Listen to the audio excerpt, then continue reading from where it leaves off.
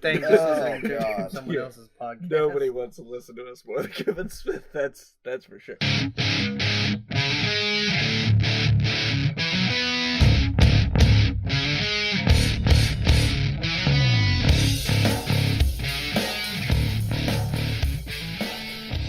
Shut the fuck up so I can start this show. Was that loud? No, I don't know why. Oh, I heard myself go. Hello, everyone, and welcome to Sort of My Podcast. My name is Vincent Herman, Vin the Human, sitting across the table from me. Travis Herman, Dr. T. Neal. And right to his left, James Odell, Alpha Spectre. guys, like Sort of My Brand in our nerd news page, Sort of My Comics on Facebook. Subscribe to the Sort of My Brand YouTube channel and follow Sort of My Podcast on Instagram. You've got to be listening to this somewhere. While here, why not like, comment, and most importantly, share? It's the only way we can get out in front of people. And all our personal social media is down in the description below. We can also get out in front of people if we go out into the stoplight. Well, yeah, that's one way to do it, but that's kind of an abrupt end to the podcast right there. It's almost as bad as a YouTube video not working and then us just giving up. Because that's what we were about to do. A little peek behind the curtain. So, guys, what have you been up to since our last recording? The whole schedule's been fucked up. My fault. Yeah. Totally my fault. But been reading. Not shit. I've been reading and making all kinds of projects, man. Been taking my time to rebrand a little on my other thing. What is it you were telling me? You wanted to come over and show me something, or? Oh, I'm working on my first art tutorial. I'm doing a watercolor tutorial for space, and you can find an easy way to make it with just about any other materials within minutes. Cool. So there's a little bit of captioning. I narrated. I made the music myself. Hell did the editing. And it should be really good. Are you making your own YouTube channel, or are you going to put that on I already Sort of have My a Brand? YouTube channel. Oh, shit. Yeah, that's right. You do. Yeah. You have one video up I have there, a right? time-lapse, which I'm going to take off and redo because I learned all kinds of things about YouTube now. I'm using a watermark and everything. Right. Yeah, maybe you know, Sort of My Brand ought to do a little crossover there. Yeah, we're going to get the branding, we gotta link the brands. But we're gonna cross the streams. We never cross the streams, Ray. And I also started another project. I was working on a watercolor painting of Star-Lord versus Johnny Karate. Yes. Yeah. We were talking about it on episode 33. Did we talk about it? Yeah, we were talking about that a little bit.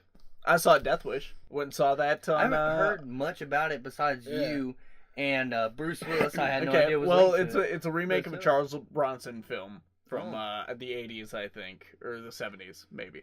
Anyways, so probably like what, 2 other people in the theater? Literally. Literally. Were you there? Other people. Did you take annoying. those 2 people with you? No, when I got in the theater, there was no one, and I was so excited. I was like, fine, I get to see this by myself. I even posted on the Portsmouth 8 Cinema's Facebook post. They recently made one where they said, like, when you got the theater all to yourself and you realize the back of the seat in front of you is another armrest. And I was like, this is almost me if it hadn't been for those meddling kids and their, well, I guess just those meddling kids. Yeah, but like, they come in and Vinny goes up to him, like, moves up a couple seats. He's like, so how much do you really know about Bruce Willis?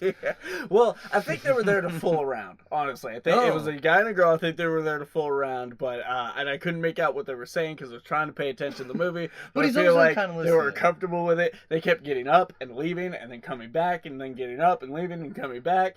It was just so annoying. The movie itself was Bruce Willis is trying in this one, though. Like, you're getting some decent Bruce Willis in this one. This isn't like, we paid $1 million to have you come in for a day and shoot like 3 minutes worth of footage so we could put you on our DVD cover. Bruce Willis. This is, I'm the star of the film. I actually enjoy the idea of this movie. And basically what it is Bruce Willis is a doctor, a surgeon, and his family gets caught up in an incident where there's a break-in in their home, and the wife gets shot, and the daughter goes into a coma, and how does the wife getting shot send the daughter into a coma? No, the daughter gets put into a coma through the events of that whole break-in situation gone bad. When is a break-in situation ever good? God damn it. Okay. Interior, hospital. We enter Bruce Willis. Let me just read the fucking script to you real quick. They come in, there's no cooperation, they fuck up the daughter and the wife. Like, you know, that's it. If they had not fucked around, like, and just let them steal the shit, it'd have been okay.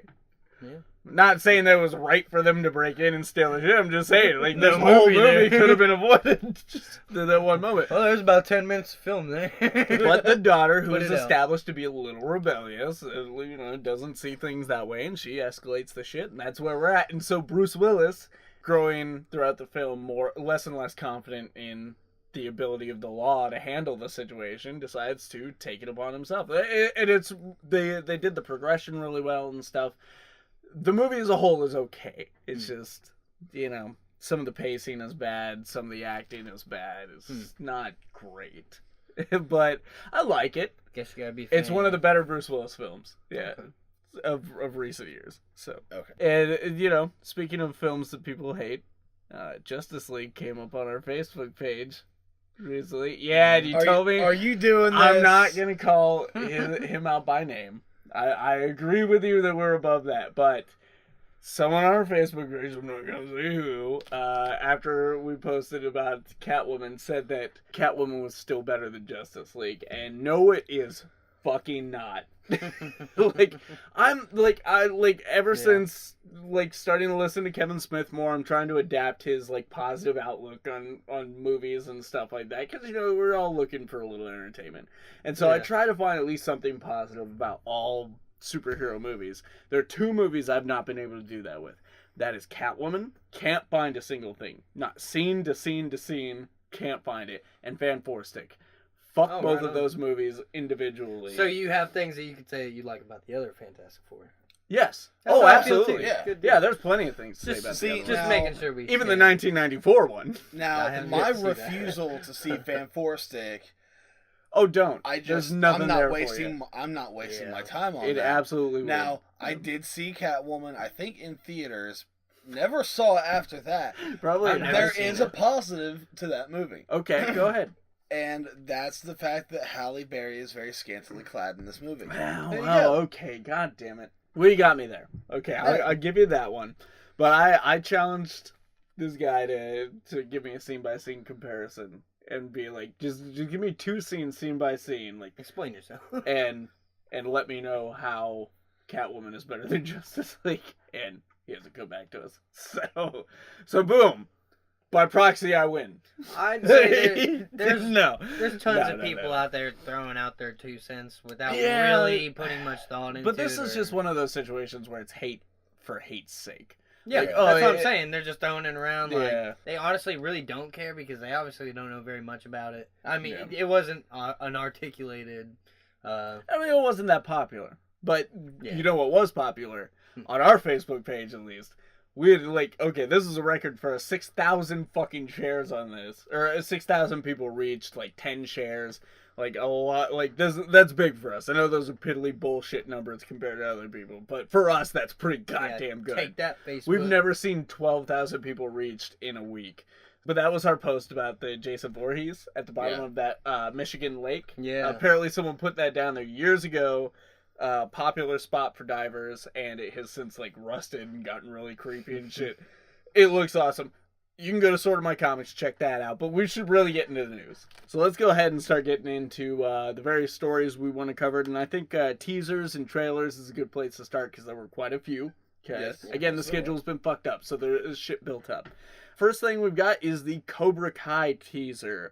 This one actually opens up with Danny asking the question, why reopen Cobra Kai? And we actually found that out on our episode where we covered this the first time when they first announced it, and that is because Johnny has been down on his luck. Things haven't been going great for him. In the meantime, Danny LaRusso has become a successful businessman and stuff. He was knocked down in his prime. Yeah. Before he gets his ass kicked, was his prime. And you kind of have a flip of a little role reversal here, because now Danny's the one on top and Johnny's the one. He's still a good guy, though. Yeah. Johnny's the one taking it from behind. Yeah. So that answers our question right there, Danny. We know why he's opening it.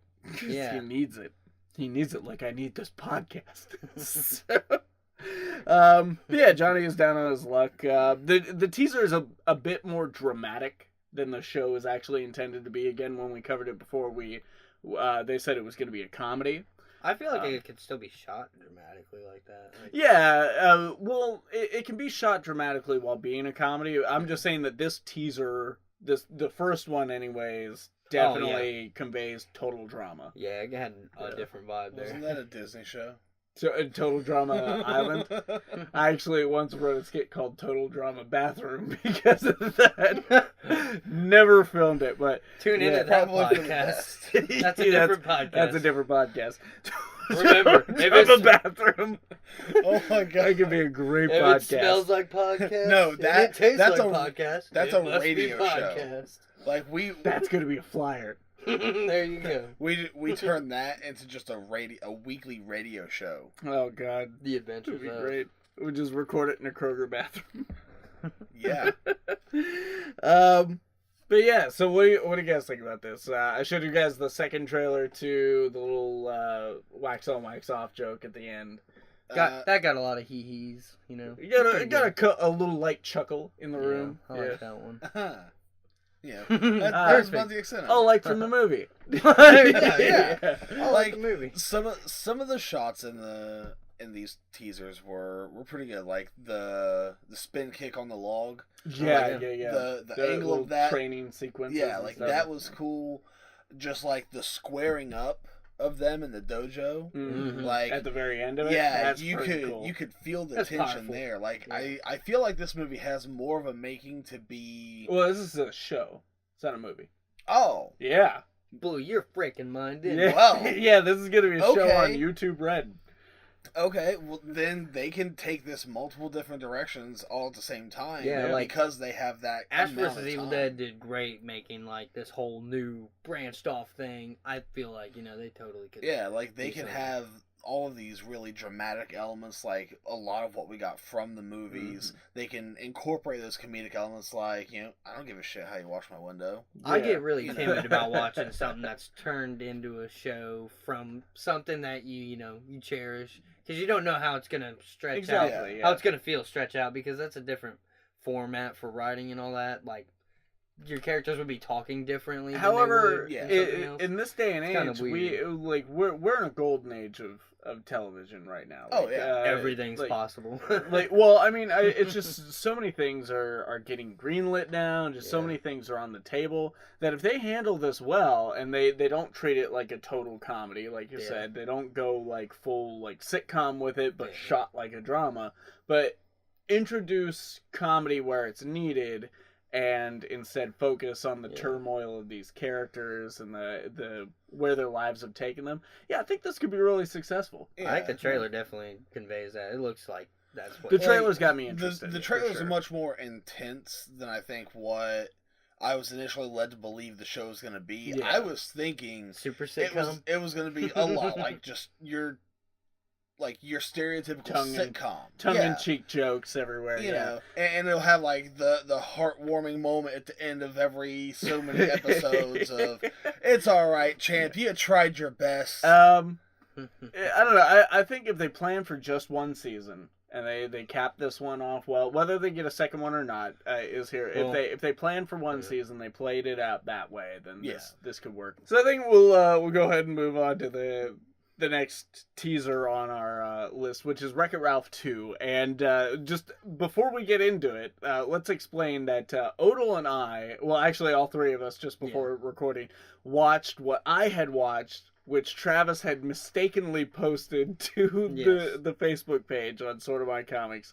And that is a weird fucking trailer. I can't make any sense of. Yeah. It was cut between, like, a bookend of something that had actually been produced by Pixar and something that was recorded by a fan on a cell phone at, like, a convention or something. Yeah, it was at least, like, 3 different teasers from different conventions. Yeah. So, instead of us really discussing it too much, we're going to let Travis describe the trailer and his thoughts on it. Because he saw the actual one. We haven't yet. It was really good. It continues where the last movie left off. Which we also haven't seen. But for those who know, they're in an arcade. And, like, how much farther can you go from there? Well, in the second movie, the old man who runs the arcade gets a computer and he plugs it into the same power strip. This gives them access to go into the Wi-Fi. And so now, Ralph and Vanellope, the two characters, played by Sarah Silverman and John C. Reilly. Wait a minute, Sarah Silverman's in this thing? Yeah, Vanellope. I would have watched it so much sooner if I'd have known Sarah love Silverman. Wreck-It Ralph so much, man. I walked around the past 2 years saying, man, I really wish they'd make a sequel to this. And then I go online just browsing, and I see an article from 2016 that said they're going to make Wreck-It Ralph 2. I was like, oh, okay. The trailer showed a lot of scenes of them, like, moving past avatars and stuff like that. Like, little people were walking around, and that had to be people that are on the internet. Yeah. You would see, like, kind of like stores or outlets for, like, stuff like IMDb and all kinds of stuff like that. And I'm really hoping that they bring a lot of the video game stuff still with them. Kind of like what they did in Futurama when they went into the internet. Yeah. I hope they still bring the video game stuff with them, though, because in the last movie you got cameos from, like, Cuber, Sonic the Hedgehog. Yeah, because he was like a Donkey Kong era type cabinet character. And this arcade's been around for a while, so there's like a Dance Dance Revolution character. The arcades don't survive anymore unless you serve beer in them. Well, I don't know when that's supposed to take place either, but I mean, that's true. Yeah, we have been to a bar. Yeah, we went to a bar. The 8-bit, 16-bit bar in arcade. 16. Oh, it was 16. How many bits was that bar? It was a 16-bit bar and arcade in Columbus. We had a great time there, by the way. Yeah. Check it out. Go there if you ever area. get a chance. The menu is hilarious. Yes. The Macho Man Randy Savage drink has a Slim Jim. And they're playing 80s and 90s movies on the TVs all the time. So, but anyways, so that sounds pretty interesting. It is going to be awesome. I really do need to get around to Wreck-It Ralph. It's not like I've been like, oh, no, fuck that movie. It just hasn't come down the pike. I was hanging out with a friend when it came out, and we seen it on, like, the Wii. So I was like, yeah, definitely buy that so we can watch that right now. And I was not disappointed. I don't care if I'm an adult who's, like, you know. Well, yeah, I know it's beloved. It's also not one of those things where it's like, it's got some obscure hate for it or anything. It's just a good movie that went by the wayside for me. But something I have seen, the first film of, and I'm hoping everyone at the table has too, is Incredibles. Ooh, and we got an Incredibles. Whoa, you know what that is? That's the that's the best Fantastic Four movie ever made. Where's my super suit? Where is my super suit? It's such a great film. Oh yeah. And it doesn't look like the second movie is gonna fall far behind, because just from this teaser trailer that I've watched it 5 times today. We were all laughing when we watched it before recording. I'm loving this thing, and one of the things that I caught from it was it looks like maybe costumed heroes are starting to become outlawed, because they said it's illegal at the dinner scene and everything. Yeah. But that leads them to hooking up with this guy played by Better Call Saul's... Bob Odenkirk. Bob Odenkirk, yes. Yeah. Who is trying to rebrand heroes to get them back in the limelight and stuff, which means Mr. Incredible is stuck being a stay-at-home dad. I think for all 3 of us, we can relate to at least some of these situations. Yeah. I love the dinner scene where the kid is quoting the TV, something he saw on TV, and Mr. Incredible's like, what? Wait, what? I don't know. I saw it on TV. The changed math thing. I've personally gone through that with my son. Don't change math! Seriously, I was showing him this bracket method that I had worked out in school. My teachers had taught me and everything. And he was like, that's not how our teachers show us it. I was like, well, show me how your teachers want you to do it. And he was like, well, I can't really remember it. And I was like, well, then we're fucking learning my way. Right. I was like, I don't know the other way. And then there's that scene where He's falling asleep while reading the book. Yes.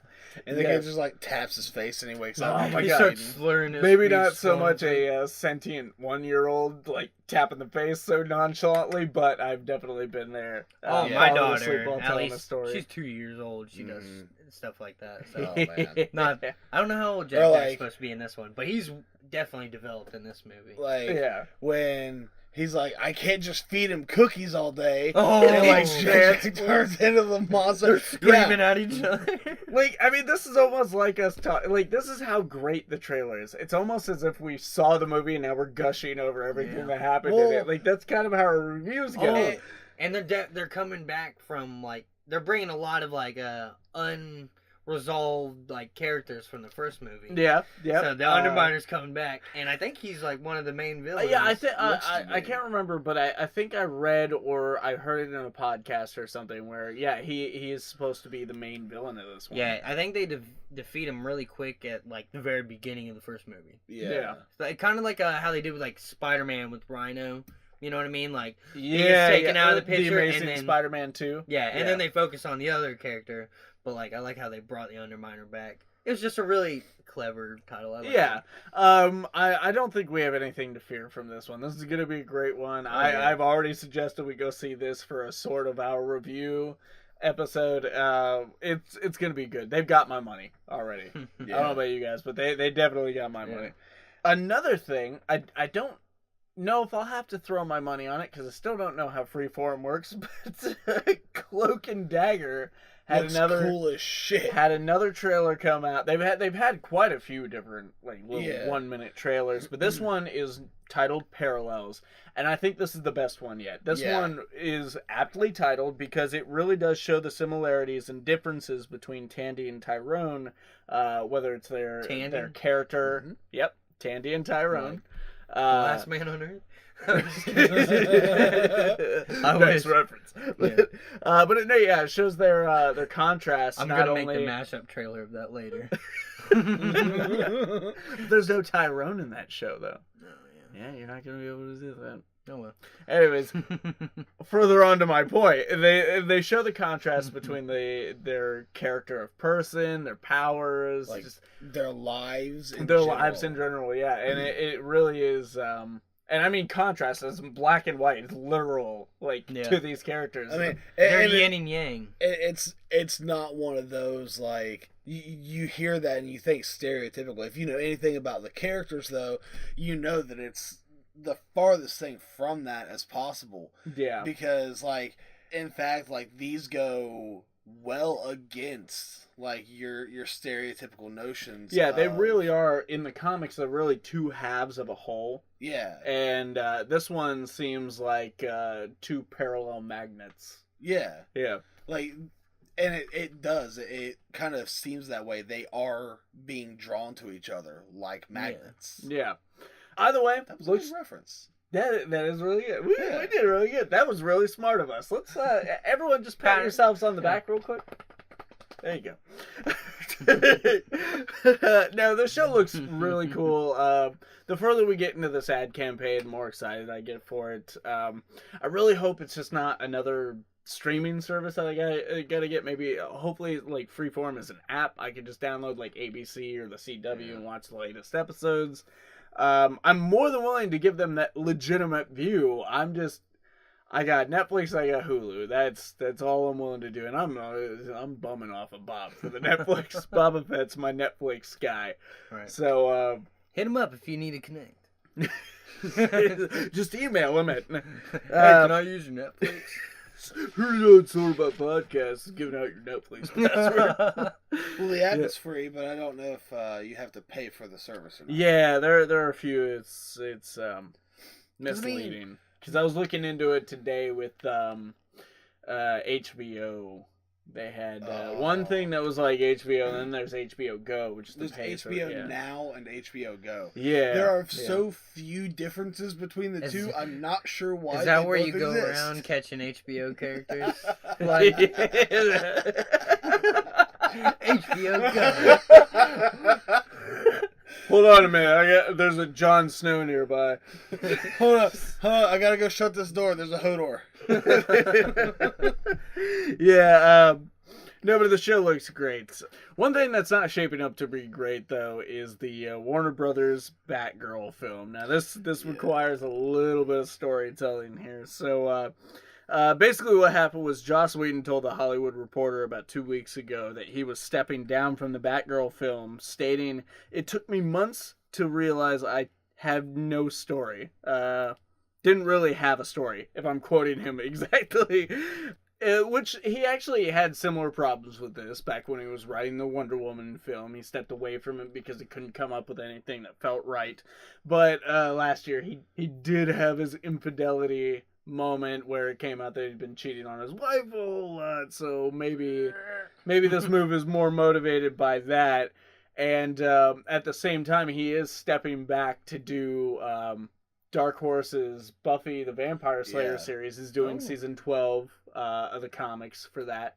Nice. And so we're left with this whole thing where who are they going to replace him with? There are plenty of female directors and writers. Patty Jenkins of I was gonna say, she first stated, and foremost, like, that's who I thought. Well, she already said she has a great idea for it.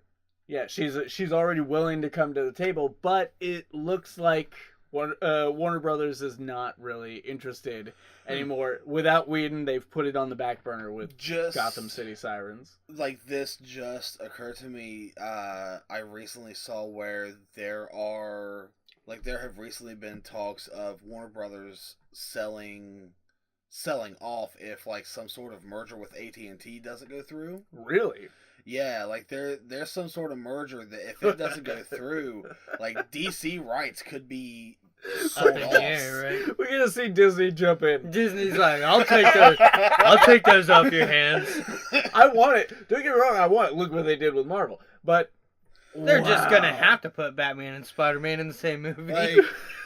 But keep in mind, like, this was one of those, like, I was scrolling through, I saw, like, someone in a group I'm in share this, I saw the headline, I'm like, I don't know if that would ever actually happen or not, because Warner Brothers and DC go hand in hand with each they've other. been together since the dawn of the time. 80s. Yeah. Well, no, the 70s. Warner Brothers produced the the Superman film, and I don't know if it goes back any further than that, but yeah, so they've at least got like a 50-year partnership. I don't know if, like, Warner Brothers is hurting that bad, or if this is all just, like, hearsay between, in Hollywood or something like that. One of me doesn't want to believe that, because it's Warner Brothers, DC. Again, like you said, they go hand in hand, but at the same time, the way that they have handled this and the entirety of their DC films lately is so sporadic and just random that I could believe this. Yeah, and you got to think, though, some of their movies have done well, despite what, like, people say. The movie's budget versus box office home is good, but then some of them, they kind of hemorrhage money on some of the projects. I think we mentioned this on an earlier episode, but they were already calling Justice League a commercial failure, like maybe a month in, and they'd already made. I think they were like 100 times. I think they were 100 million away from their projected goal, but they had already made back their money. Yeah. So. And again, that just seems like such a random, chaotic mindset to have. Like, oh, this is a huge failure. No, it's not like you made $32 million off of your $300 million film. Right. You made all your money back. You did the opposite of that. You made like $300 million off of a $30 million film. Oh no, they made more than that. I don't have the specific numbers in front of me, but so, like, they made their money. Yeah. They made their money, and they just can't seem to make things work or move in the right way, and they just keep picking projects at random. They need Deadpool's ad campaigner. I mean, our third film in the franchise was Suicide Squad. Who the fuck wanted that before Aquaman or The Flash or Green Lantern? Oh, I would definitely see a Batgirl movie though, like being a part of some of the and especially starting characters. You put Patty on that from Wonder Woman. This just sounds like a horrible move on Warner Brothers' part because of how well Wonder Woman went. How Marvel finally decided to make a Black Widow movie, even though they're claiming it's not sparked by Red Sparrow, and Red Sparrow claiming they're not inspired by Black Widow. Everyone's full of shit there, but the point is that we are seeing this push for female hero stories in film. Hence, we got Captain Marvel coming up soon. We got Captain Marvel is shaping up to be pretty cool so far. I like the fact that she's in the Kree colors, at least that we've seen, because that just means that we're going to get that deeper backstory. Yeah, I don't know. I just think this is a really stupid move on Warner Brothers' part. Yes. We need a Batgirl film. Oh, yeah. It would be really cool, because we've got Batman. Yeah. We've got Batman films. The stories work out plenty. Even the Lego Batman movie. I always go back to that. Batgirl was great in that movie. I love the way it fit together. But just speaking to live action, and then, the two Batgirls we have live action, we've got Birds of fucking Prey, which is just sad. Except for the costume. The Batgirl costume, and that looks amazing. But, and then we've got Alicia Silverstone in Batman and Robin. Oh, yeah, that's right. That's all we got. And Yvonne Craig, too, who was great, but we need a decent fucking Batgirl story on screen. The best one we've gotten, I think, is the Arkham games, maybe. Yeah. And the animated, I was like, Killing Joke. That's what I was Killing Joke. But then again, they went off the rails for that. Yeah, they went outside the source material to put that together, and it came out good. But these little girls are gonna see this and feel just like Wonder Woman. Give us our Batgirl Wonder Woman movie. And if anything, this could Killing Joke. At least, If anything, this could be a more relatable character, because Wonder Woman is an Amazonian. She's got these powers and all this stuff. I loved Wonder Woman after seeing that, man. Batgirl is not that, though. Batgirl is someone who followed a symbol. Batman set a precedent. Some of it's sad, some of it's pretty awesome. Yeah. She does some good. But Batman set a precedent, and her father being Jim Gordon made her see what Gotham was made of, and she decided to step in and do something. Yeah. That is a relatable character right there. Yeah. Maybe not as relatable as John McClane, but, You relate so much to John McClane. I will dunk your beer on your head. John McClane is the everyman in a terrorist situation. Goddamn. Just so you know, No. John McClane is the 1 in a million in a terrorist situation. Are you telling me he's that 1 in a million? Are you both?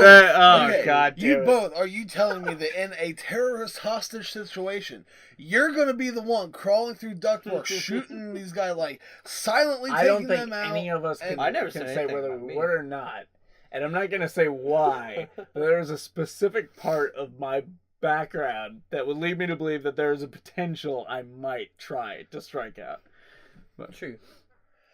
Okay, again, I don't want to say what. I'm too fat to fit through ductwork, so unless I can get a gun from a guy that's walking by me and use him as a human shield, if there's a gun on the cake cart, maybe you'll grab it. If that dessert cart goes by, depends on what pie's on there. If I have to choose between freshly made eclairs and a gun, I don't know. You put raspberry pie on that cart, I might not save the day at all.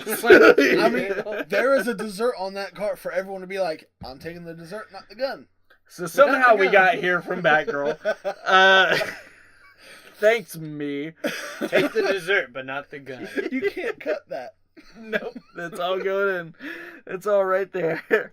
One thing, though, that is going well for a DC property, and a Marvel property actually, and this is all speculation, before we get really deep into it, this is all speculation, but recently it seems like DC and Marvel are kind of hitting at something with their comic books. Again, a little story is necessary for this. It all started a few weeks ago in Marvel's Infinity Countdown Prime #1, which is a prelude to the upcoming event they've got going on. You know, the one, how they have a new event every week. In which there's a moment with 3 images of 3 Captain Marvels, Carol Danvers, Monica Rambeau, and Marvel, all in possession of the Reality Stone. Then, just off to the right of the page, is a partial image of a very familiar, recolored costume belonging to someone once known as Captain Marvel. There's no mistaking that this is DC's Shazam over there. You recognize the pattern scheme and everything, even though it's like blue and red. You get what it is. And if anything, making him blue and red like that is kind of a nod towards Superman himself. Yeah. Then, in this past week's issue of Action Comics 998, as Superman, Booster Gold, and Booster Gold's robotic companion Skeets are traveling through the time stream, Booster Gold refers to Skeets as Alfred. And when Skeets protests, Booster says, "Not like I can call you Jarvis, whole other timeline." So, yeah, with DC's Multiversity just like, a year or so ago, confirming that there are multiple multiverses in the DC universe, I think it's kind of safe to say at this point, they share a multiverse. Like, they are one and the same as far as that goes. Again, like, nothing has been stated by any representative of the companies, and this is all just within, like, a 3-week period, I want to say. So, it's all still pretty fresh, but, I mean, it's not the first time we've seen the companies crossover. They've done epic crossovers in the past. I have 12 or 13 of the Amalgam comics. Yep. They've done the Amalgam watermark as well. Yeah. So... yeah, personally, I think it's just too coincidental. Like, Marvel doing the nod to Shazam, that's one thing. Especially because Marvel and DC have this whole history with the character's name of legal battles and everything. Yeah. Yeah, but then just 2 weeks later, like, DC referencing Jarvis, referencing the Marvel multiverse. Yeah. Yeah, kind of seems... obviously, this character is aware. Yeah. He's Booster Gold, being the time cop he is, if you don't know, would know this type of thing. Yeah. So, yeah, what do you guys think about this? Any excitement? Do you guys have any predictions what this could lead to? It could prove to be interesting, like, especially if it does, like we're thinking, and I'm sure we're all hoping, leads into another one of these Marvel DC crossover events. Yes. Even if it's something like a 4-issue mini of some sort. I don't think they will, though. Really? I don't know why. I feel like they, I don't know. Just doesn't seem in the cards, maybe. But... I think it's totally on the table. I don't really, like, with Jeff Johns planning all of this Doomsday Clock stuff and the Rebirth story that he's been rolling out, I don't think it's at the forefront, but with them having that kind of working relationship in the past, them stating just in recent years, I remember reading the article where I think it was a Marvel executive stated there is no beef with DC, there's no comic war going on or anything. And now this, in the same month, it's totally on the table. And with DC performing as well as they are, Marvel, your fresh start event going on right now. You just 8 times in 6 years, 8 times restarting your universe in 6 years. That's too much. I get that there's a kind of running joke about comic book characters never dying and comic books always resetting. But fuck, Marvel, you're living up to that stereotype. They're making it a little more noticeable, huh? Yeah. Well, it's not even they're living up to the stereotype. They're just becoming the stereotype. They are setting a precedent for the stereotype. It's like... so this could really help their sales. This could really bring them a little back into favor. They're in the middle of pitching, like, the story and everything, and there's just a button at the end of the table is a reset button. He slaps it like, we're done. The whole building's like throwing everything away, starting new. Yeah. Start fresh, guys. Why not? One thing, though, that has been going well for Marvel is Amazing Spider-Man. And with Dan Slott leaving for his creative team leaving, we were all actually kind of a little worried that the book would fall into chaos. I was quite worried about like who was going to take over, and now I'm not. Yeah, we can breathe a sigh of relief, because as part of Marvel's new fresh start thing that we were just groaning about, because even though this is a thing, still groan worthy, because they're just taking most of the books they just renumbered and they're setting them back to number 1.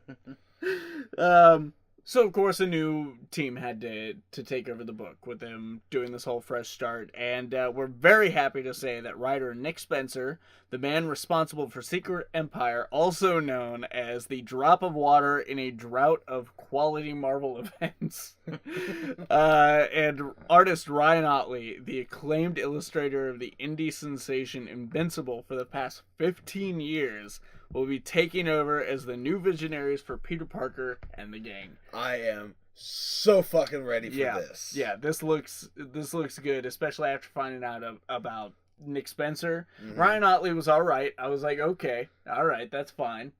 But like, you need a good story. Like, the art can only do so much. Like, if the art is telling a shitty story, it's still a shitty story. Yeah. Like, that team, like, just having those two names on a book, and that book just so happens to be fucking Spider-Man. Yeah. Like, there is no reason to not be excited about this. Nick Spencer took Captain America and turned him Hydra and made everyone buy it and made it work. Yeah. You know? Yeah, so I'm just totally excited for this. Honestly, there's not much I could think of that they could do with Spider-Man that hasn't already been done. But then again, I'm not writing these. There's a reason I'm not a writer at Marvel. Well, I mean, like, just based on some of the artwork and seeing like some of the directions they're taking him, he's a bit younger. Which is a bad idea. Well, I'm not saying like he's a high schooler, but I'm saying like. And it didn't really look that old in Dan Slott's run. Right. Well, you gotta think, in Dan Slott's run, he was well into his 30s. He's in his mid-30s, yeah.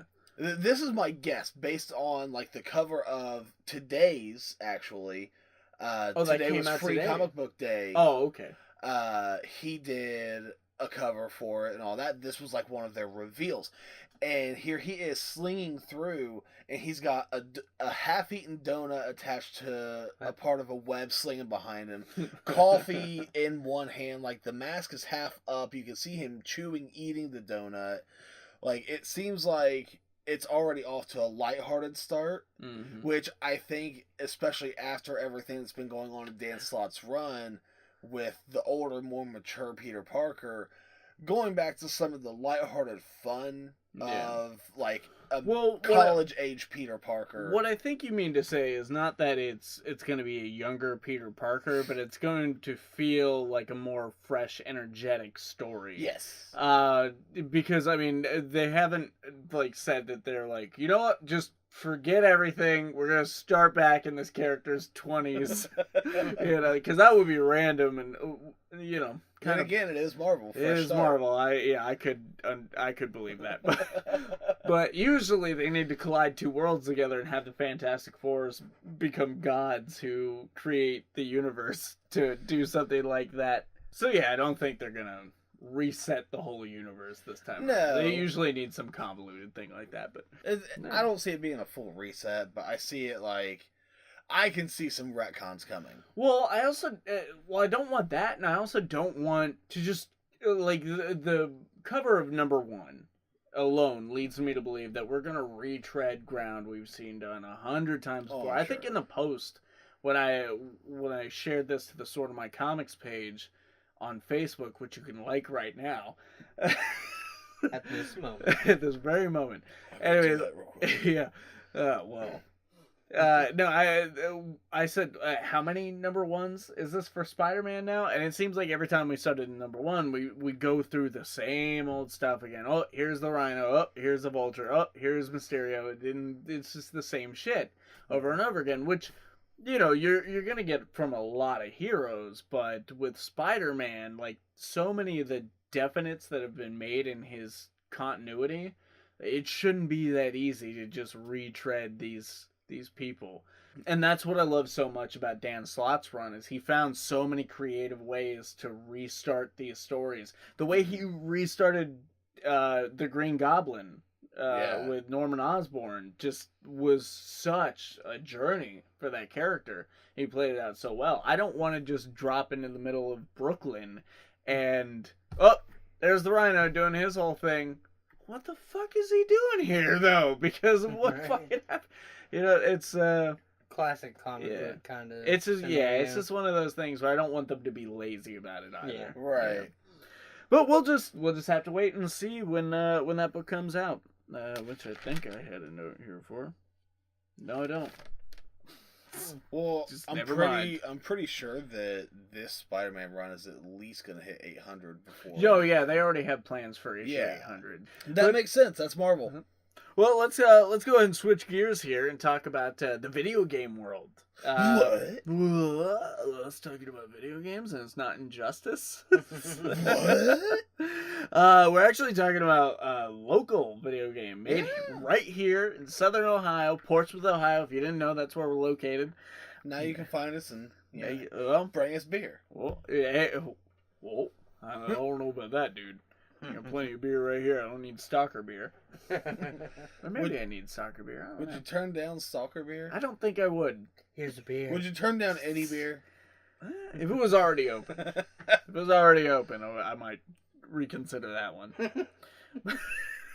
Yeah, some hometown boys, Andy Fenton and Derek Bradley, have been cooking up a little video game titled Bevontule.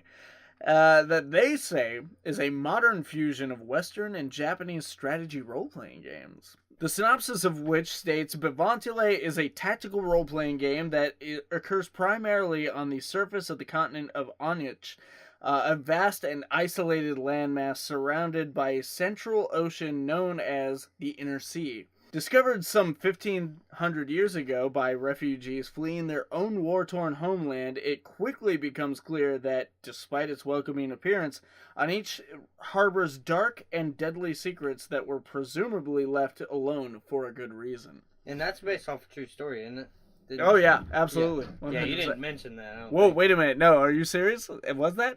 Yeah, I'm pretty sure they got an inspiration for their story from some actual historical events. I can't remember. I don't remember that in the article that I read, but there are a few out there. Actually, the article I read said that the team who met and bonded in the 3rd grade over video games said that the combat style is actually inspired by games like Ogre Battle, and the story and character customization were influenced by games like Final Fantasy or Xenogears.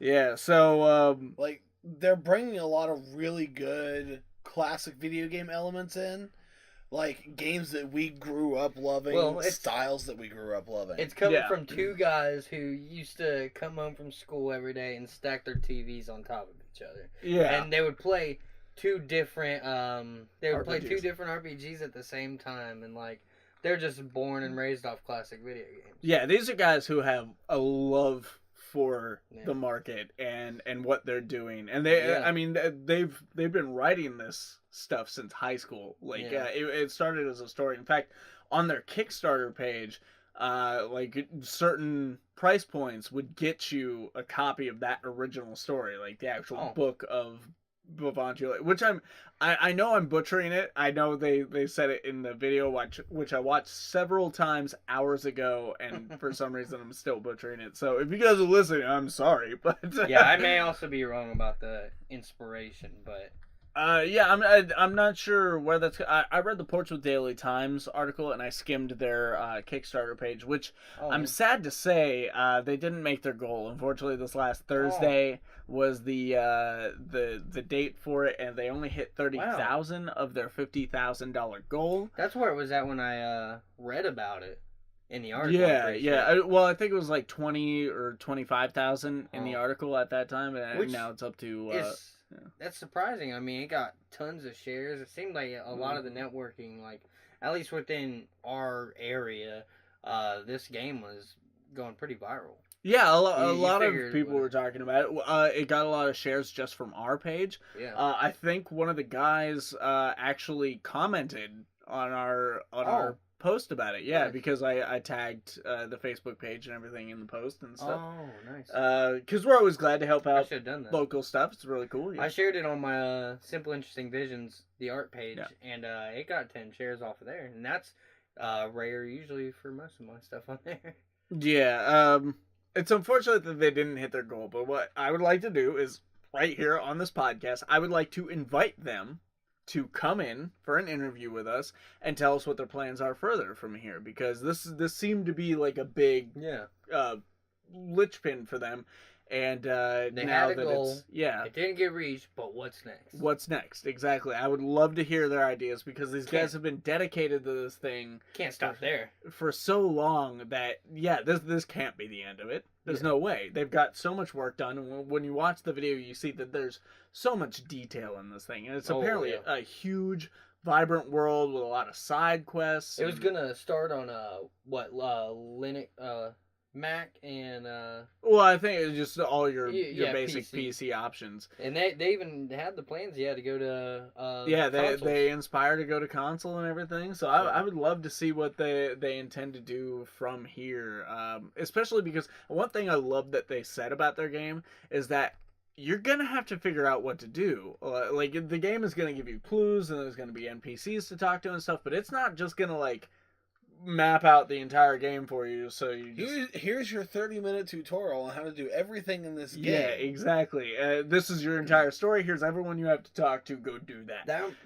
I like that about some games. Like, I hate to say Minecraft. It makes it challenging. Minecraft, if you don't start it with a tutorial, you have no idea that there's a storyline. There's a storyline. I remember playing it back in its beta version, and I was just like, I have no idea what I'm doing. I had to figure that shit out. Someone tells me, there's a dragon you gotta beat, and I'm like, what? Where did you get that out of it? And I've done it since then. Yeah. And then there's another game like Terrarium or Terrarius or something. Terraria even Ark. Yeah, it doesn't tell you what to do, but you eventually end up finding exactly, and it makes it challenging, and that's what video games were always supposed to be about, is to challenge you, because some of the first ones were text-based, and it was meant to make you think, like, how do I get out of the situation? This is just the logical progression of that. I miss those games. Yeah, I actually, fun fact, our mom, the first computer we ever got in the house was one of those that there was no, like, desktop or anything. It was all, like, text file searching and shit,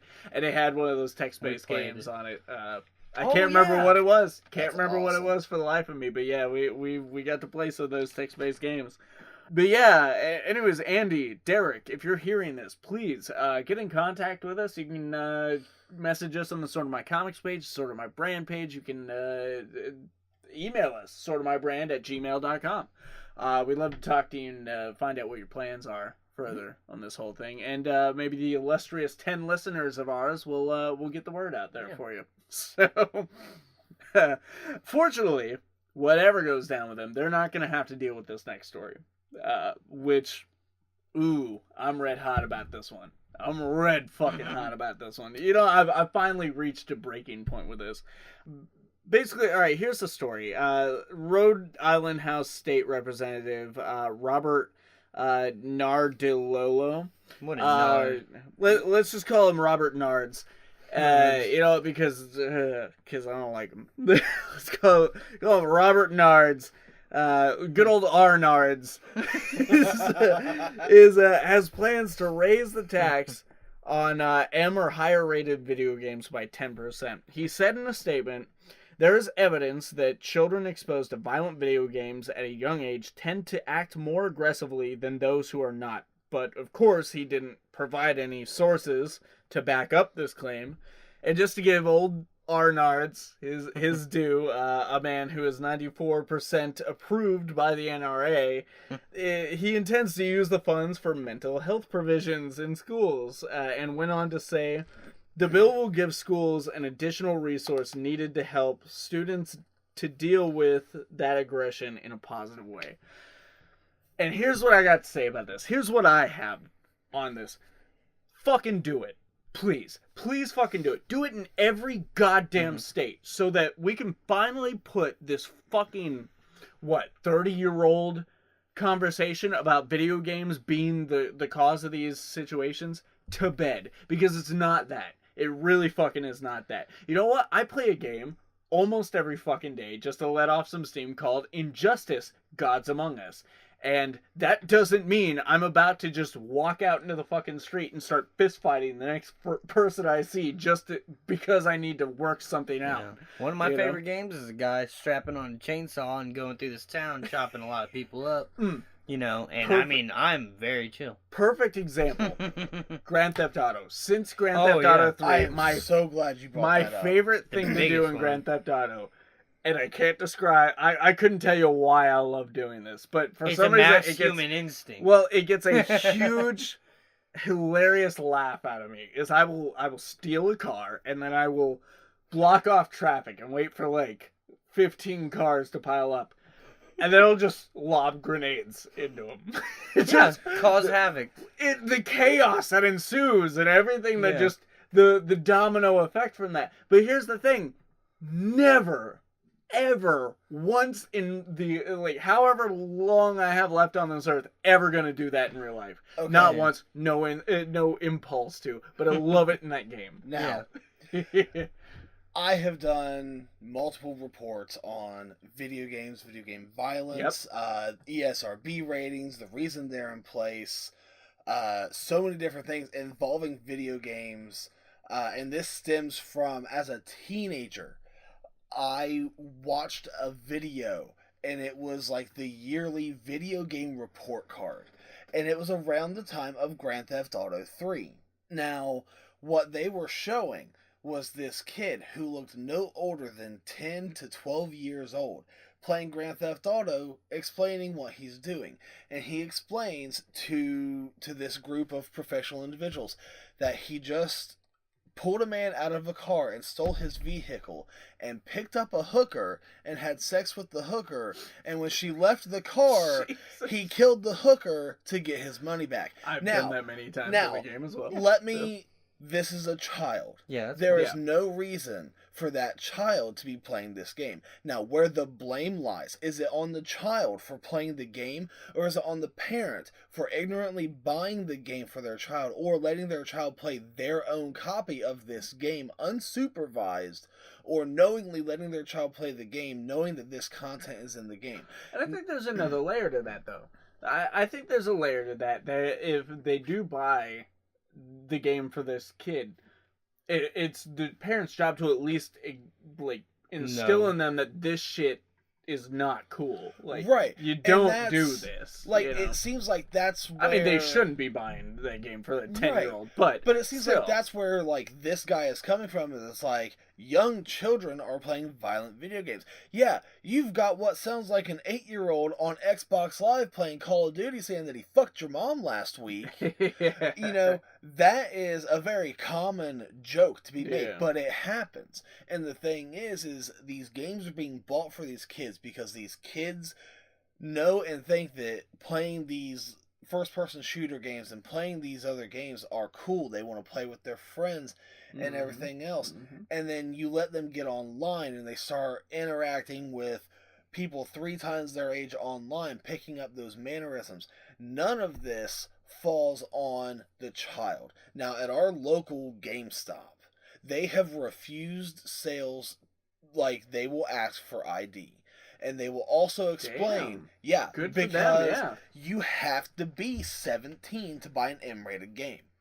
They have denied 16-year-olds the sale of a Call of Duty game. Yeah. Now, one of them, much rage there. Well, one of them was telling me that a mother and her child, he was telling me, like, the kid was like probably around 10 to 12, came in to buy him a couple of games, Call of Duty and Grand Theft Auto.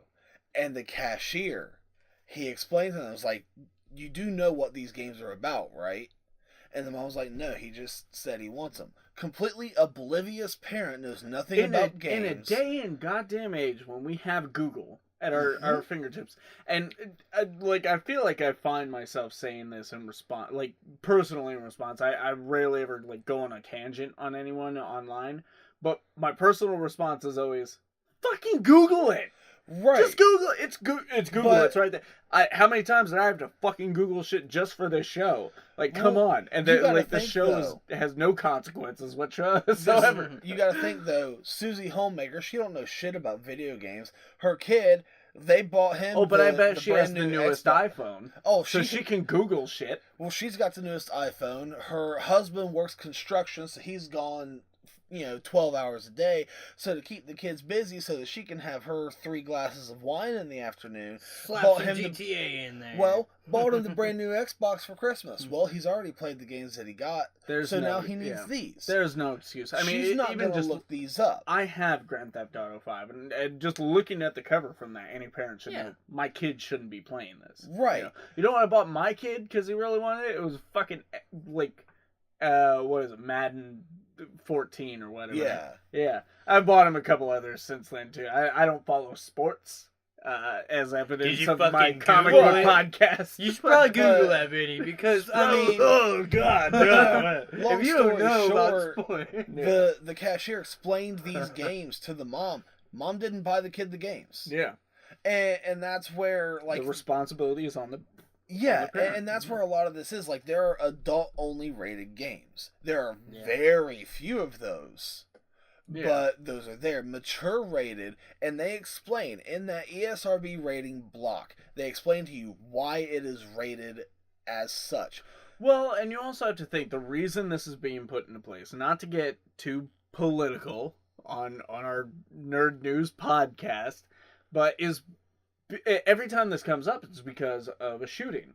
It's primarily school shootings and stuff. Yeah, I'm surprised Eminem isn't getting attacked again about his LP.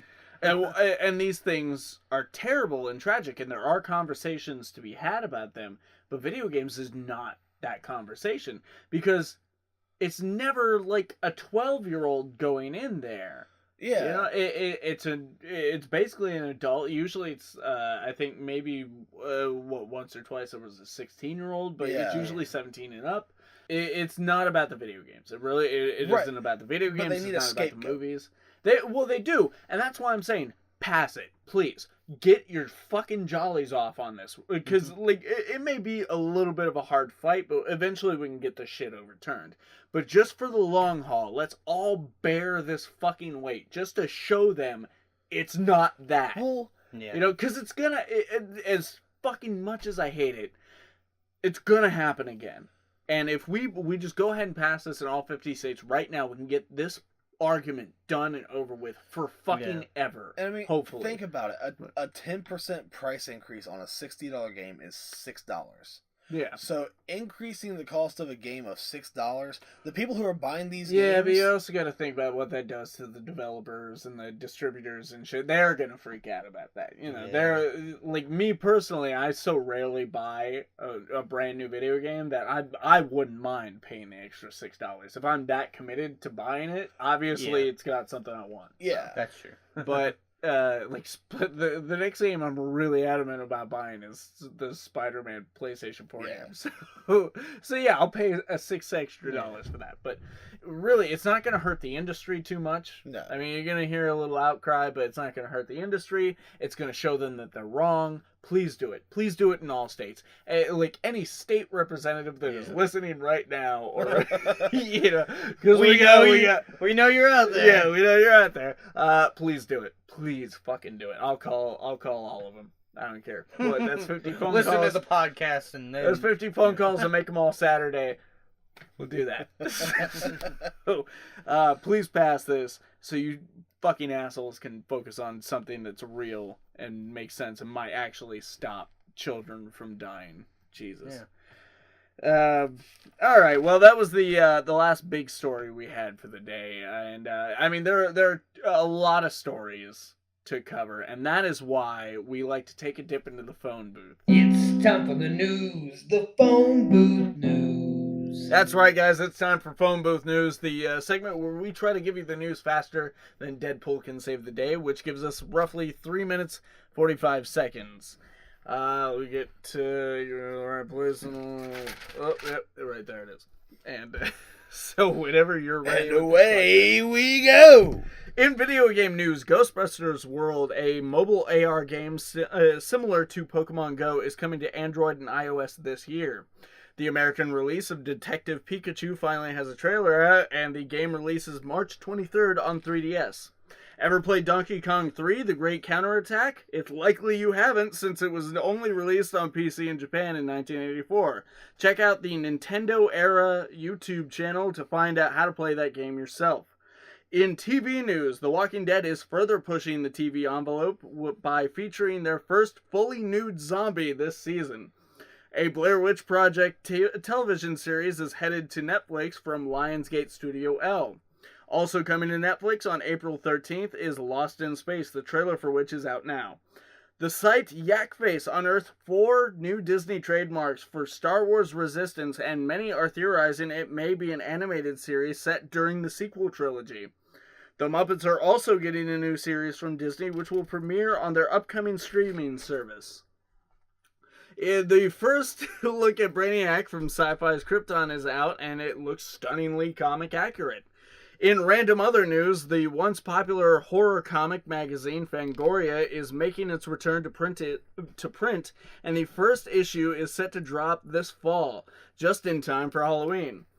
The multi-time WWF Intercontinental Champion Jeff Jarrett was recently announced as the next inductee into the WWE Hall of Fame, and Barbra Streisand had her 14-year-old dog cloned last year and owns 2 identical puppies named Violet and Scarlet. James Gunn has just released Awesome Mix Volume 0, a soundtrack compiling the songs he plays on the set of both Guardians of the Galaxy films. Grab your copy now on iTunes. And on March 8th, Mark Hamill will become the 2,630th celebrity to receive a star on the Hollywood Walk of Fame. In movie news, the trailer for The Last Jedi home release is out. Episode 8 is on Blu-ray and 4K March 27th and on digital March 13th. John Williams overtly told Classical KUSC that he will be leaving the Star Wars franchise after Episode 9. Disney and Marvel Studios have release dates for 6 untitled Marvel films spanning from May 2021 to July 2022. But unfortunately, Disney has also announced their live-action Mulan film will be pushed back to March 27, 2020, from its November 2018 release date.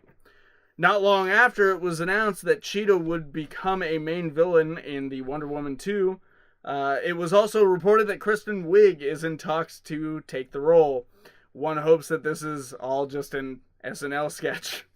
In comics news, following the Sandman's 30th anniversary, DC and Neil Gaiman plan to launch an entire Sandman universe with 4 titles to start, including Lucifer. But while 4 titles rise, one falls, with Tomasi's Super Sons being cancelled after its 16th issue on sale May 30th. The same day, the Super Sons / Dynamite Special number 1 is released. Black Panther writer Ta-Nehisi Coates I spelled that out for myself, will be taking over the Captain America title as part of Marvel's Fresh Start. I feel really bad about that. The Cosmic Ghost Rider, aka Frank Castle of the Future, first appearing in Thanos number 13, will be getting his own series. No dates have been announced. Jackson, the green space rabbit that almost destroyed the Star Wars comics franchise, is officially Star Wars canon once again as of this spring's Star Wars Adventures. Reed Pop, the organizers of the events like Emerald City Comic-Con and a little thing known as New York Comic-Con, have announced the first Comic-Con Africa, set to run from September 14th to September 16th, and that's the news. Yep. 420! Alright, guys, you know what that means. That means that you were obviously lit up during that, or else you would have made the timer. Holy shit. I just have one thing to say about that. Not only did The Walking Dead overshadow the Season 3 premiere of Ash vs. Evil Dead for Season 3, but there was a freaking naked zombie. Nobody watched that. I love all that news, and I'm going to let you finish. But first I'm going to say Walking Dead. Fuck The Walking Dead. Yeah. No. But well, yeah. no, it wasn't in the premiere episode. It's gonna be this season. It hasn't happened. The premiere episode was. Is everyone prepared for spoilers on that? I don't care. All right. Nobody, no death. That's all I'm saying. Spoilers. No. Motherfucking Carl's dead. Oh, actually, so I'm telling you, and it was a real sad goodbye. I haven't seen it. I have heard that it is heart wrenching. I haven't watched any of this season or last season. Yeah, I scrolled past an article that straight up said. Well, not usually, but last season just couldn't grab me. But I've heard what's happened, and I've heard exactly how the last bit of this episode transpired, and I'm like, no, he's not dead. Because you haven't seen his dead body, you haven't seen him in the ground. No. If you watched the episode I watched, you know. No. Anyways, guys, you can check out those and any other, and so many more great stories You're on. Piss off so many people with that spoiler. And so many other great stories on the Sort of My Comics Facebook page, which I don't think we've mentioned that much this episode. I don't think you mentioned it enough. No. That's a real obscure one. All right, guys. So that's gonna lead us into a more somber topic for us. A section of the show that we call Fallen Heroes.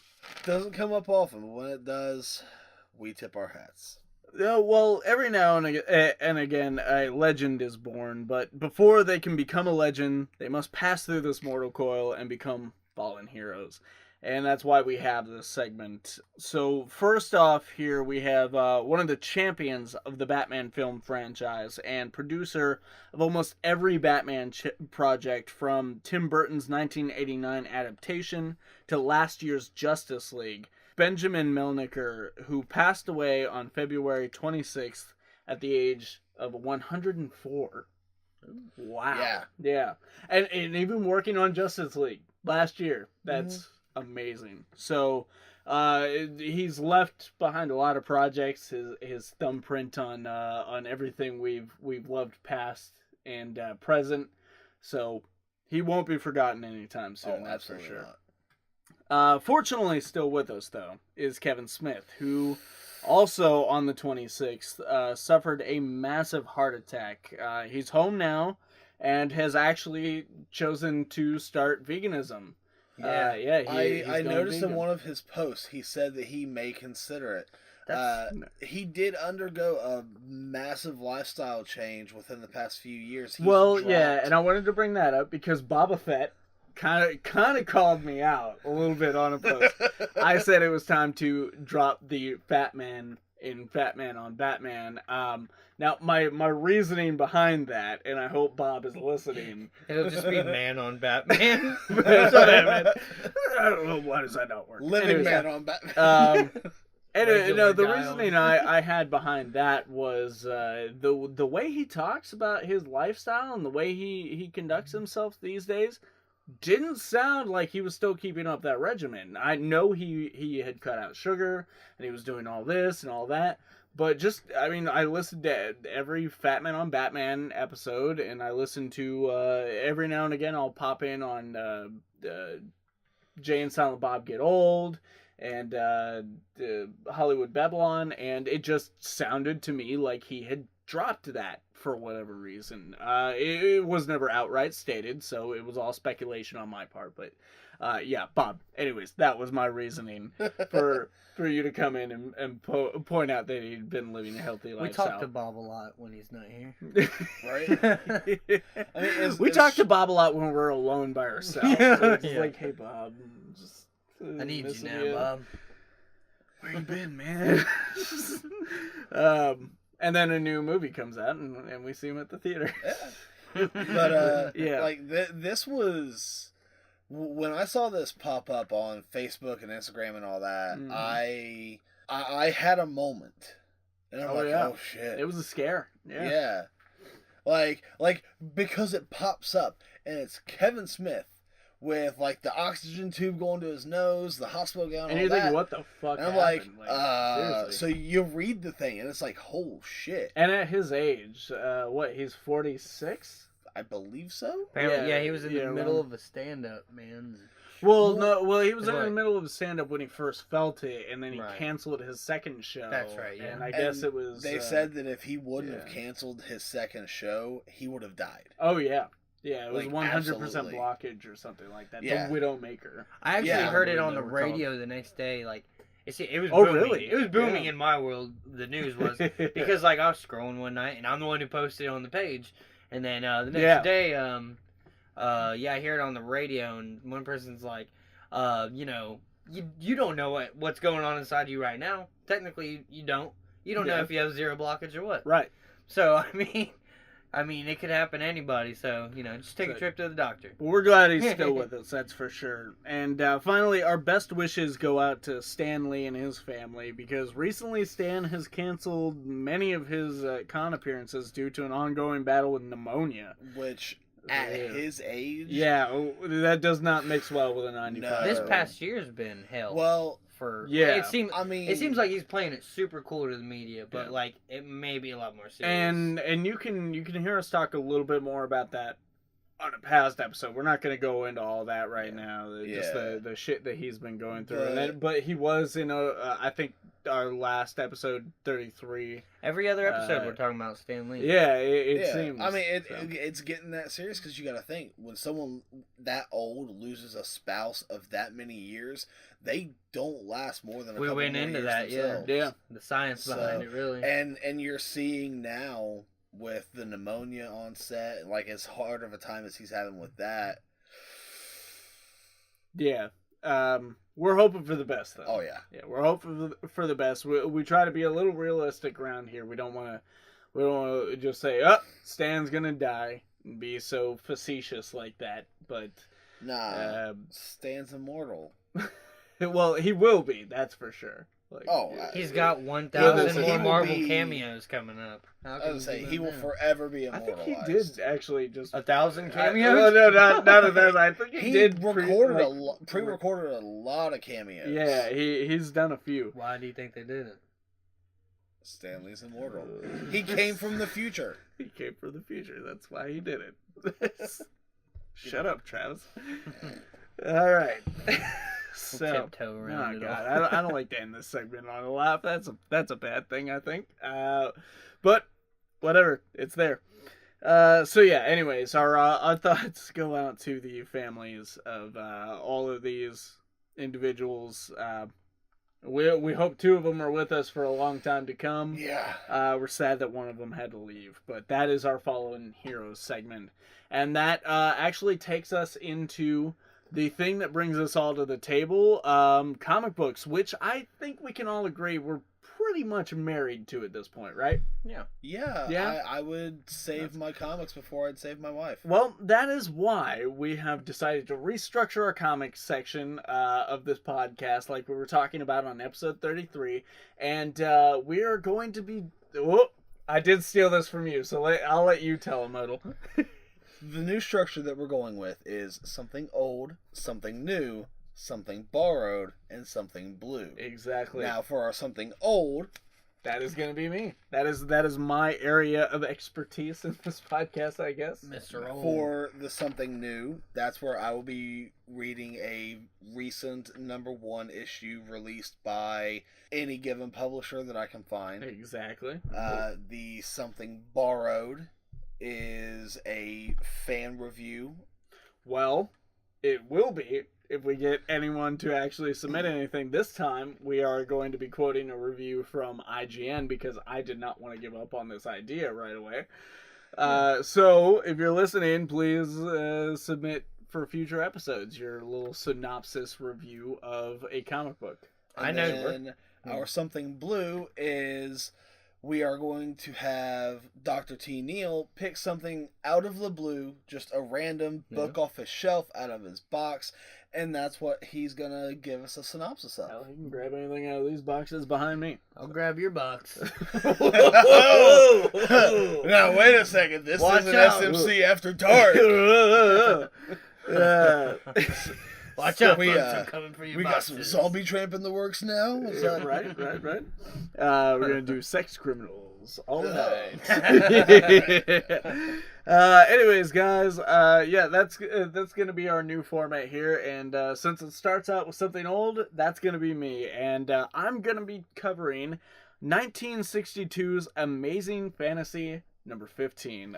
This little ditty written by Stan Lee and Steve Ditko, with art by Ditko as well, is much like many comics of the time and prior. This book actually contains more than just one story, but rather than talking about the bell ringer, man in the mummy case, or there are Martians among us, I'd rather focus on Spider-Man, the more well-known character from this series. In the Origins issue featuring the first appearance of Spidey, we get much of what we've come to know by heart, with Peter Parker being bitten by the radioactive spider, the wrestling match, Uncle Ben's death.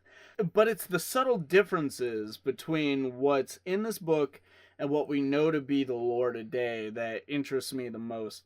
For instance, I had no idea Spider-Man had become a TV sensation, or that the narration is actually the first one to say, with great power comes great responsibility, rather than Uncle Ben, which is what we all know today. It's a little fast-paced, but that's kind of the norm for most Gold and Silver Age books, so I can forgive that. But ultimately, it's a fun story till it hooks you with kind of a dramatic twist that is actually kind of surprisingly dark for a costumed hero book of this era. I really enjoyed it. My copy was a reprint, so so I can't speak to like the charm of the ads and stuff. Like when I was reading Action Comics number 1, that was a full-on reprint. This came with an action figure, but yeah, it was a pretty great book. I especially love the artwork in this. Steve Ditko, little ahead of his time, while actually kind of fitting right into that era too. It was the gray area, you know, right before we got to that like modern heroes era that reformed Batman for us and gave Superman a mullet, you know. So good times. Yeah, good times. So I can't suggest this anymore. If you can get your hands on a copy of a reprint, because you know, if you can get your hands on a copy of the original, you're probably not listening to this shit. I do believe that they, within recent years, did a True Believers reprint of Amazing Fantasy 15. Well, there you go. Yeah, so, track that down. That was like, those sell for like $1. I'm sure, like, even if someone marked it up, you're paying like $5. So yeah, worth it for this story. And that's going to go ahead and lead us into something new, which is Odell covering something new from this week. This week, DC has been bringing about their new age of heroes. They've been advertising it heavily, several new titles. This week, however, we were given The Terrifics, which, as soon as I saw this, just the title alone, I knew what one thing was coming, and it's Mr. Terrific. Yeah. And he has his own team in this book. The team kind of forms in this book. Yeah. But it takes place, what I feel is after the events of the Metal storyline. Well, it kind of has to, because Plastic Man's a part of that story, right? Right. Yeah, so, and Plastic Man plays into Metal pretty heavily. Well, we're still 2 issues away from the end of the main Metal storyline. Mm-hmm. So we still have 7 and 8. Now, I don't know what's going to happen in those. They have said that Plastic Man is a key element, and I feel like this book may give some of that away. So I feel like this book may have been released too early and gives us a little bit of insight as to what's going to happen. Okay. But if this takes place in, like, current time of, like, okay, Metal number 6 is out, and this takes place, like, during the time of Metal number 6 is out, this is in line with that, okay, that works. So hopefully that's where this falls into place. So it feels a little preemptive. It could be. Yeah. Like, it really just depends on where this book is falling in line with everything. Because it even states it's a Dark Knight's Metal book. Yeah. Now, it seems like this is going to lead into something very critical. For the entirety of the DC universe. Yeah, because, like, Plastic Man Reawakening has been foretold to be a very critical moment, especially in the Metal storyline, and he's going to be a critical character in what's coming in DC. So if this is that first moment of, like, these key moments, then this is definitely something that you want to read, check out, so that you can start on this, I guess, new journey with these new Age of Heroes. It wasn't the worst thing I've read. Plastic Man was a lot of fun reading. Yeah. I've never been a big fan of Plastic Man. Like, he's Plastic Man. He's kind of a jerk. I always felt like he was the kids' party version of Deadpool. He's full of, the wisecracking jokes. Yeah. And all that. Very self-centered and all that. But... Although he does predate Deadpool, so if anything, Deadpool is the more extreme version of Plastic Man. So, it was fun.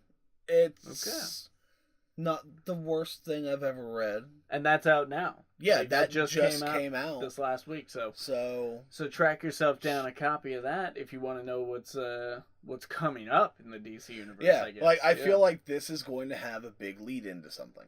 Cool. All right, so we're going to go ahead and move on to something borrowed. And like I mentioned earlier, we had to kind of borrow that because nobody got involved. We borrowed our something borrowed. We borrowed our something borrowed. This article is about is a review for Spectacular Spider-Man number 300 by Jesse Whedon of IGN.com. Now, I have paraphrased most of this. I've kind of cut it together to be a little more time efficient. This issue marks the first of two big numbering milestones the Spider-Man franchise will be celebrating this spring.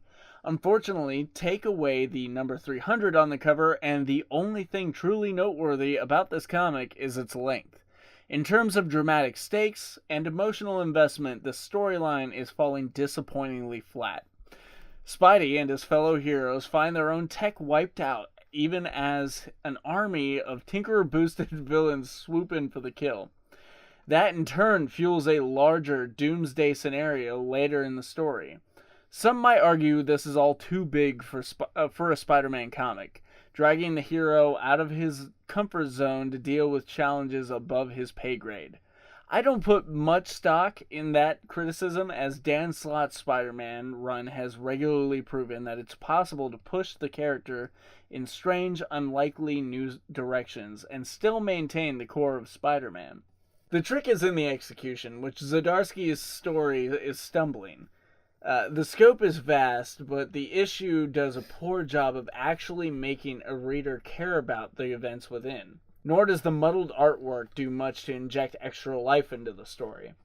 Spectacular Spider-Man number 300 is far from the anniversary special this hero deserves. This issue embodies many of the reoccurring flaws with this run, as it focuses on building empty spectacle rather than telling the earnest, character-driven stories Chip Zdarsky does so well. The excellent backup tale only highlights how big a miss the main story is. Wow. Yeah. Disappointing. That is a scathing, disappointing review for a much anticipated anniversary issue. Well, now I won't have to pick it up. Yeah, right? So I think this if I ever get a chance. I think Jesse here has pretty much conveyed that this is not worth the read. You don't have to read it. This 300 milestone definitely does not live up to the amazing 300 milestone. You mean the old school one. That was an epic issue right there. Yep. As I hear the 800th issue is supposed to be pretty damn great. That's coming up soon. That's what I'm hearing. It's coming up soon. So now we're going to go ahead and reach for something out of the blue with Dr. T. Nail's diagnosis of what book? Well, it's a little more mainstream than you would think this time. It's actually Kingdom Come. Whoa! A book I totally looked over for years. I let my son play with the book as a child. Yeah. And eventually, I picked it up and put it in my collection. And then I finally read it, and I loved it. It's a 4-issue comic, made in 1996, and it's under their Elseworlds imprint, written by Mark Waid and Alex Ross. Epic team. Yeah. I love this. Beyond. It was painted in gouache, watercolor paint. Wow, I have no idea what you just said, but it sounds great. Well, I looked into it because I knew it was watercolor and I loved it, but I've seen this word gouache before and I hadn't really known. Now I can say it. But the story takes place like 20 years after the main superhero's like prime. And what's happening at this point is all the superheroes have basically retired. And over time, most of the like their children and then other metahumans, they're taking a whole different outlook on being heroes. They're not doing the same thing that these classic Golden Age characters were doing. And they're causing more trouble than anything. And they're not paying attention or having much sympathy for like civilization or what they're doing to it. They're just there to sometimes fight each other, fight villains, basically. It's really great the way they work it all, like, in the artwork and the story. But anyways, Wonder Woman approaches Superman and basically gets him back out of his funk and realizes that he needs to get his groove back. No, he needs to, you know... Superman got his groove back. Right. He comes back donning a new suit. It's black underneath the S because he stands for something new. This time it's for order. He's basically wanting to change the way that all these metahumans are now.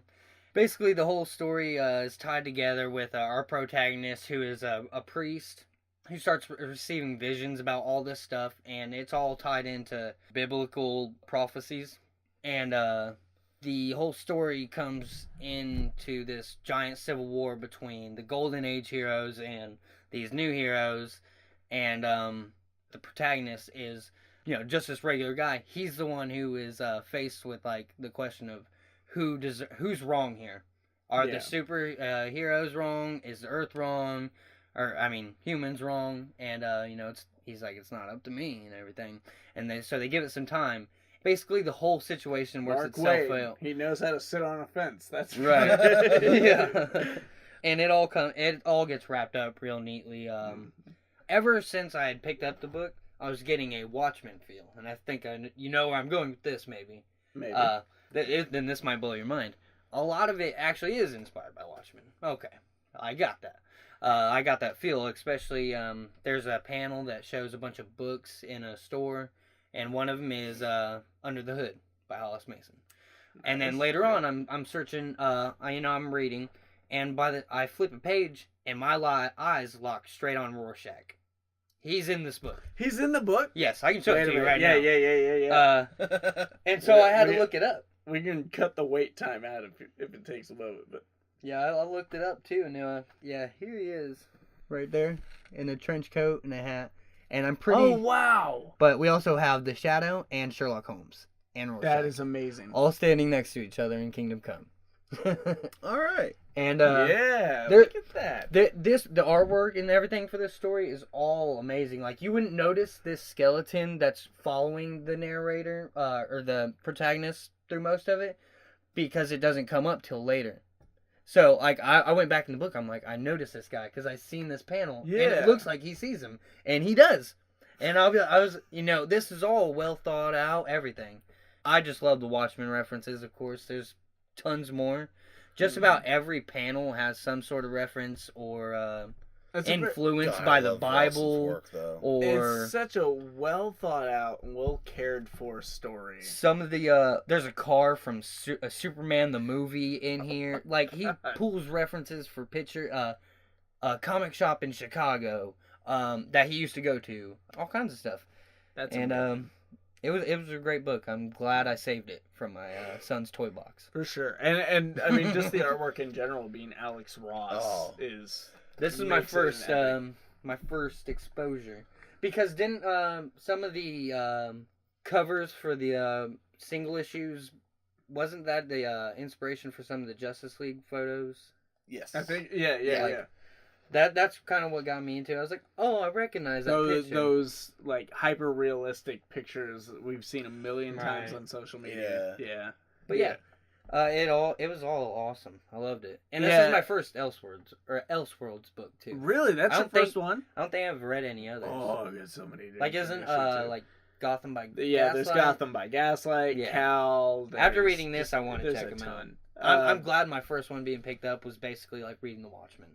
This is a good point to drop this out, to get out of here and shut this whole thing down. We're done with the show, right? Forever. Yeah. We're done. Guys, thanks for tuning in to our final episode of Sort of My Podcast. Now you know. It has been a great ride. You know what? I can't let it go. Reinstated right now. Reboot. Rebooted. We're rebooting. This is our fresh start now. Casting is going to be a big... all new, all different rebirth initiative. Next episode is going to be number 1. Right? Yeah. From now on, we're just restarting at the end of every episode. The way I see it, even though everyone's complaining about it, Marvel's still in business. My new name's gonna be Bone Crusher. I like that. Travis Bone Crusher Herman. Yeah, Bone Crusher Herman. I'm gonna be Vin the Tenial Herman. Vin the Tenial. You know, I liked that whole Tenial part. I'm taking it. You're not using it. Vin the Alpha Neil Human. Vin the Alpha Neil Human. That's me. There you go. We've obviously bored Odell with our banter. Oh. A little yawn in the back. My bad for working Saturdays. This is your only Sundays. job. We can go tit for tat on that one. But well, we don't want to talk about that. What we really want to talk about is you guys liking this episode if you liked it, subscribing if you loved it, and commenting any of your thoughts on today's stories, and of course, sharing. Sharing, again, is the only way we can get this thing out in front of people. Only way we can get new listeners. We'd like to make you the illustrious 11, illustrious 12, illustrious 20, illustrious 100, you know, and grow it from there. But we need a bigger fan base so we can come up with a nickname. You know, nickname for the podcast. Yeah, the followers. Oh no, we they're the Sodomites. I know it sounds like sodomites, but we're gonna go with it. I like to think of that. I like it so much that. All this is okay. We're gonna officiate it here by actually using it in its context. All of our sodomites out there, this is our call to action. If you enjoyed this episode, even just a tiny little bit, share it. If you enjoy any of our posts on Sort of My Comics, share it. You know, Simple Interesting Visions is always posting cool shit. Sodomites, get out there, share it. My name is Vincent Herman, Vin the Human. Travis Herman, Dr. T. Neal. James Odell, Alpha Spectre. And we're going to go ahead and share that badass outro music.